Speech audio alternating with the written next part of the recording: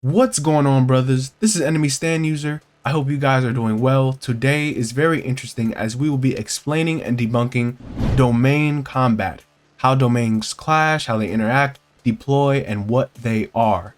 Barrier techniques and domains in general are some of the most complex interactions in the story, but it's also one of the most fun because Gege has done such an incredible job at keeping his rules consistent and confirming many things with context and examples from the story.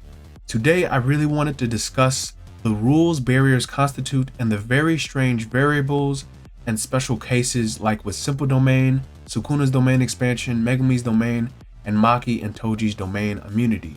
Really just to debunk and specify certain things about what is possible for a domain and what some exceptions and rules are. I already made a really awesome video going over every Jujutsu Kaisen ability with all barriers included, but today I really wanted to make a more digestible video to focus on the combat aspect of domain expansions. So let's have some fun, my brothers, debunking the greatest Jujutsu Kaisen ability. Domain expansion is the greatest, most refined version of one's technique, a highly advanced ability that imbues a cursed technique into a barrier, creating an imaginary space made from cursed energy. This is very important to note because not only does the domain naturally improve and buff a sorcerer's curse technique, it also creates a separate, non-Euclidean space that is suited to the user's technique. Doesn't matter how big or small the domain looks outside, the domain's inside is a separate reality created through cursed energy and spawned from the user's mind. And it's kept in by tangible black shelled barrier walls, often showing a sphere. This mindscape of cursed energy can be any size and have many variables on top of its imbued environment. Up is down, down is up. It's very non-Euclidean or abstract, so the parameters of the domain are hidden from the inside. This is why domains are extremely hard to perform, because it's like trying to realize your technique in an abstract form with a barrier. So let's discuss all the aspects of these domain expansions. In essence, there are practically three types of domains: modern sure kill domains, ancient rule-oriented domain barriers, and innate domain barriers, each having very specific properties about them, which we will address and reference throughout the video. Modern type domain expansion is a technique that requires enormous amounts of cursed energy, but as a trade-off, this imaginary space is extremely volatile and will deploy curse technique attacks that automatically hit no matter what. Can't miss, guaranteed hit, sure kill, it doesn't matter what you have, a can't miss attack will automatically appear on you in an instant, and this is something that is absolute. Even Gojo's Limitless would be nulled in another's domain. The only real countermeasure is to defend with cursed energy output, which is kind of unrealistic, or to deploy a domain of your own, albeit anti-domain countermeasures or true domain expansions. The sure hit ability doesn't always have to be lethal though. In Akari Kinji's example, his sure hit is harmless and only an instant explanation of the rules. In fact, Hakari's domain deployment is even faster than 0.2 seconds, so any countermeasure with an anti-domain technique is rather useless because A, his domain doesn't harm you, B, it's too fast to deploy your own simple domain like Hollow Wicker Basket, and C, you'd likely want to know what the rules are. Hakari's domain is very unique because it has a modern hit effect with an old style harmless rule effect. This domain really doesn't do anything harmful while it's active, but gives Hakari the power to harm. The same for Haguruma's domain expansion. His deadly sentencing is an example of a true old style domain. Haguruma even forces a court trial layout. He discloses the domain's rules of the barrier per binding vow, and the domain itself doesn't allow any sort of violence inside. All harm occurs outside the barrier. Both Haguruma and Hakari can expand their domains multiple times a day. It should be noted that modern sure kill domains exhaust the users, so they usually limit their domain use like a final move. Gojo is the one sorcerer who has a modern sure kill domain and can also use it more than once because he never runs out of cursed energy, so he is truly Peak. An innate domain is a metaphysical territory that exists in one's mind, but in some examples, an innate domain completes and incomplete form on reality using cursed energy. Chapter 56 states it's impossible to continuously expand a domain empowered by a cursed technique. So as a result, we have innate domains that form against physical barriers. We saw these with cursed spirits like the Fingers, who had incomplete barriers with tons of cursed energy, but lacked ability to control a cursed technique. So the environment was partially affected and contorted like a glitch in reality.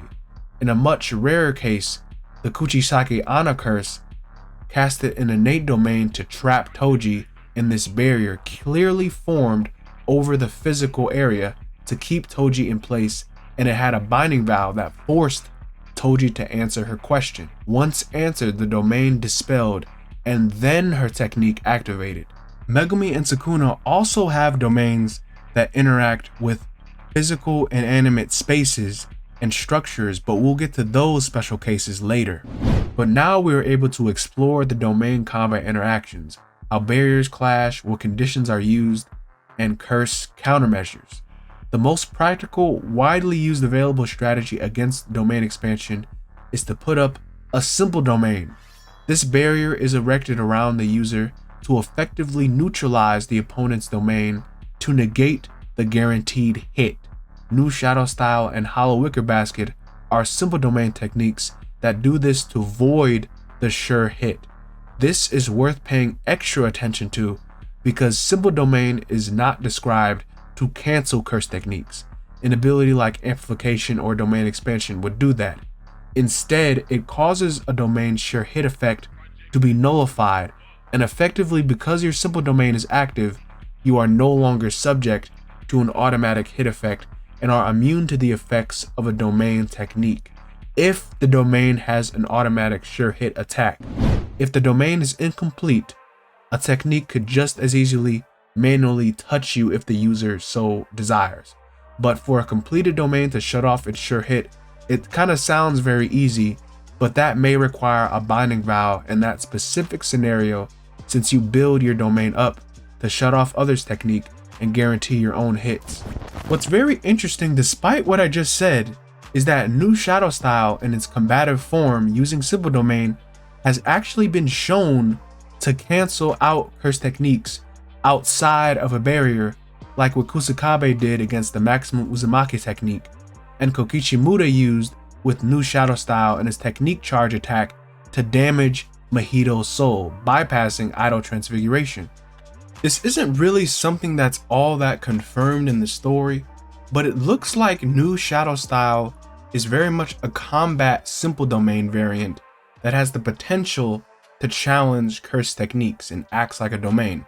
Otherwise, Gojo wouldn't have referenced New Shadow when faced with amplification, and Kusakabe managed to actually repel Maximum Uzumaki, which I can't stress enough, that was insane.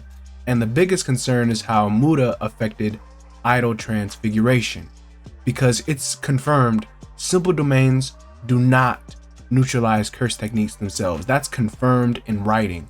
So the only way for these events to take place in these circumstances is if New Shadow's variant is special in some way. It could likely have the same properties of a domain relating directly to amplification. This is something the wiki will not tell you, and the manga really does not make it the most clear, but Gojo himself says it, and I won't doubt the 6 eyes. He says it's the same, and this also would be a huge power boost for Miwa as a New Shadow Style user too. Even Kenjaku acknowledges its power, so this very well may be the most underrated technique in Jujutsu Kaisen. Some other countermeasures are Falling Blossom Emotion and Domain Amplification. The former, Falling Blossom Emotion, is a barrier that shrouds the user in an armor of cursed energy that instantly defends and strikes any cursed technique attack with cursed energy automatically. Essentially, it's like what Gojo did against Jogo by striking a sure hit ability with cursed energy of equal force, like a simple domain that's an actual answer to a guaranteed hit cursed attack. Instead of neutralizing a barrier, It invites a sure kill attack to hit him so he can defend. The downside is that he cannot defend from physical attacks. The latter, Domain Amplification, is a barrier technique much like Fallen Blossom Emotion, but with its shrouded cursed energy armor, it can completely condense and magnify the cursed energy emission, having a property much like a domain. Gojo actually calls it the same as New Shadow's Simple Domain, but this technique shrouds the user in a fluid-like barrier. This ability has the functional property of a domain and can neutralize curse techniques upon impact. Actually, better yet, Domain Amplification can even be imbued with an innate technique to perform a sure kill attack. But instead of Jogo and Hanami doing this, they decided to use Amplification to cast aside the sure hit and use this cursed energy barrier to pour into Satoru's technique and shut down Limitless. So this is an ability that is like a super condensed domain armor that can be used as a sure hit, but was also used to shut down curse techniques.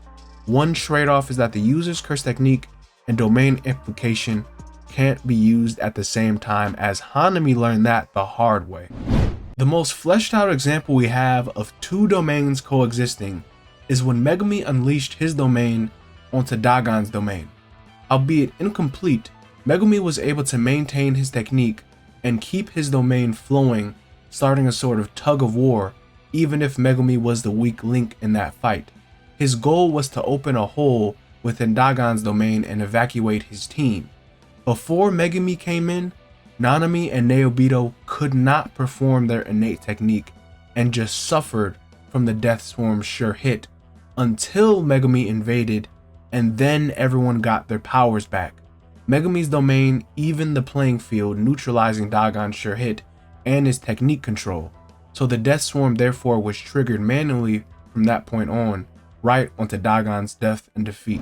When domains clash, things get really interesting because so many variables occur when the barriers collide. As a given, all automatic sure hit techniques cancel each other out, so it would be essentially a war of attrition. Chapter 15 mentioned when multiple domains are expanded at the same time, the more polished one will reign supreme. As a side note, compatibility and cursed energy matter, so that's why it could be a war of attrition, because like with Yuta's Sendai battle versus Uro and Ryu, they actually were forming a barrier together. No one overpowered one another just yet. Domains that expand within another territory make each other vulnerable unless someone overpowers with their own territory. Of course, we never really got to see how this complicated domain match went, as the conditions were too unstable in Sendai, but we do see how the domains affect the users after an attempt. Right after domain expansion, curse techniques are temporarily burnt out and unable to be performed like they glitch. Uro, Yuta, and Ryu also suffered from this burnout. Even current Gojo had a momentary lapse when you think back when he was interrogating Jogo before Hanami interrupted that. And Mahito's technique was glitching after his domain when he fled in his fight with Yuji and Nanami. As a natural counter to domains, someone like Maki and Toji with no cursed energy at all to register are treated like inanimate objects. So for all intensive purposes, they practically do not really exist in the barrier. This is why Maki materialized when she stabbed Naoya. Inside a barrier, Maki cannot be confined.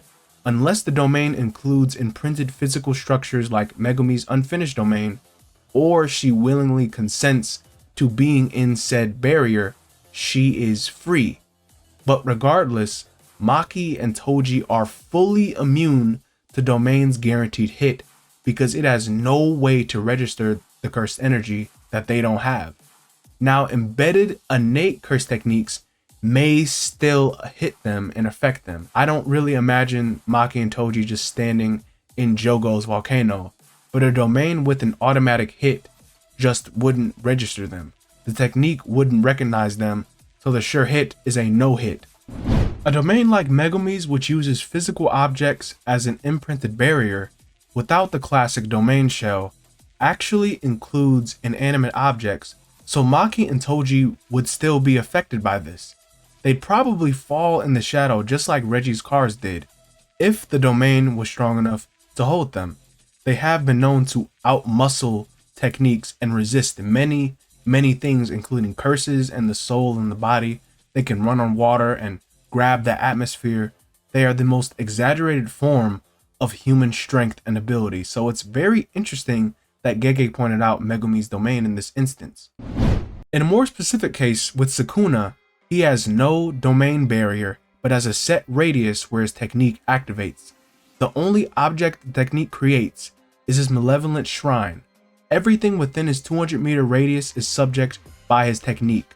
Via Binding Vow, allowing an escape route to take place, this barrierless domain increases its effective sure hit range and pulses out in a wave of dismantle and cleave attacks that obliterate everything. Dismantle targets inanimate objects, while cleave targets anything with cursed energy. This is definitely a domain that would undoubtedly kill anyone within it, including Maki and Toji. It probably would even bypass simple domain since there is no barrier to counter. But if you remember, this domain has an escape route, and the only human to escape from it was Inumaki Toge, who lost his arm. He would have died if this domain had an actual trapping barrier. So the only option is to escape, if you can, unless you're invincible like Maharaga.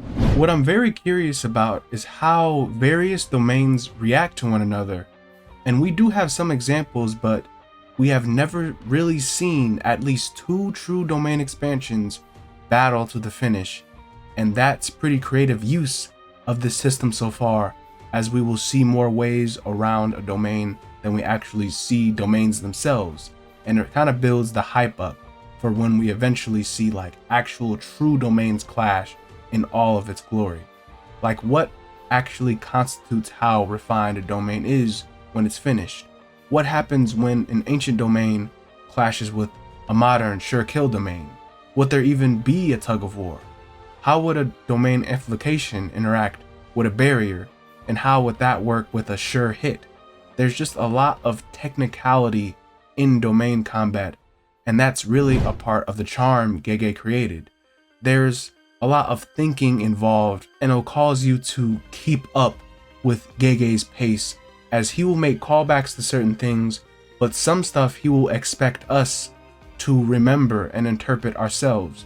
This is definitely my top power system next to Stan's and Nen, and I love how technical Gege made all of this while also giving powers merit and making this very dynamic itself. Thank you awesome guys so much for watching this very fun video that I did. Please do remember to sub if you guys are new. This new arc has so many technique interactions and domains that I wanted to create this refresher video explaining domains a little bit, because this actually helped me out as well as I prepared this video. So I hope you guys enjoyed it. But this has been Enemy Stand User, and I'll see you awesome guys in the next one. Bye bye.